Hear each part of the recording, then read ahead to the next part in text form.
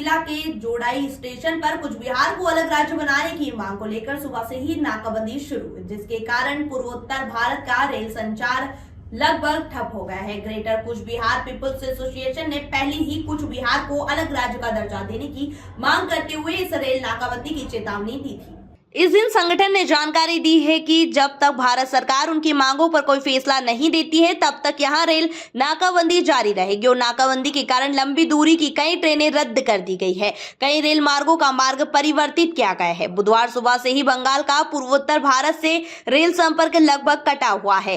NGP, Guwahati, Vande Bharat, up down समेत कई लंबी दूरी की ट्रेनें रद्द कर दी गई है। राजधानी एक्सप्रेस समेत कुछ ट्रेनों के रूट बदले गए हैं। वहीं घने कोहरे के कारण रेलवे ने पहले ही कुछ ट्रेनों को रद्द करने की घोषणा कर दी थी। कुल मिलाकर नाकेबंदी के कारण उत्तर पूर्व भारत के साथ साथ बंगाल का रेलवे संपर्क बाधित हो गया है। Greater Cooch Behar peoples association के अध्यक्ष वंशी वदन बर्मन ने कहा है कि भारत सरकार ने 12 सितंबर 1949 के समझौते में कही गई बातों का पालन नहीं किया गया है। संविधान के अनुसार कूच बिहार एक सी श्रेणी का राज्य है, लेकिन केंद्र है अभी भी इसे मान्यता नहीं मिल रही है। इसलिए कूच बिहार के लिए अलग राज्य की मांग पूरी नहीं होगी तब तक रेल नाकाबंदी जारी रहेगी। ये दोनों स्टेशन बंगाल और असम की सीमा पर स्थित है और नतीजा ये हुआ कि रेल नाकाबंदी के कारण पूर्वोत्तर भारत और बंगाल के बीच रेल संपर्क पूरी तरह से बंद हो गए हैं। रेलवे और जिला प्रशासन के अधिकारी पहले ही मौके पर पहुंच चुके हैं। हालांकि आंदोलनकारियों ने केंद्र के बातचीत की और मेज पर बैठने तक नाकाबंदी जारी रखने की चेतावनी दी है।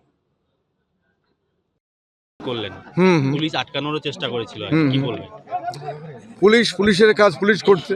আমরা গণতান্ত্রিক পদ্ধতিতে কুচবিহারের মানুষ, আমরা আমার আন্দোলন করছি গণতান্ত্রিক পদ্ধতি শান্তিপূর্ণভাবে। পুলিশের তো ডিউটি পুলিশ করবেই।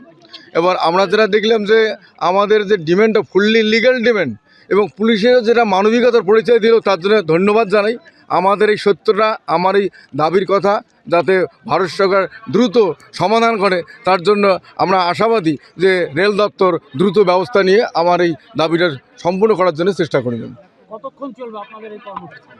আমরা আশাবাদী হয়তো দ্রুত ইন্ডিয়া গভর্নমেন্ট কোনো একটা পজিটিভ বার্তা দিবে, সেই পজিটিভ উপর নির্ভর করে আমরা উঠে যাব। যত দ্রুত পজিটিভ হবে তত দ্রুত তাড়াতাড়ি উঠে যাব আমরা।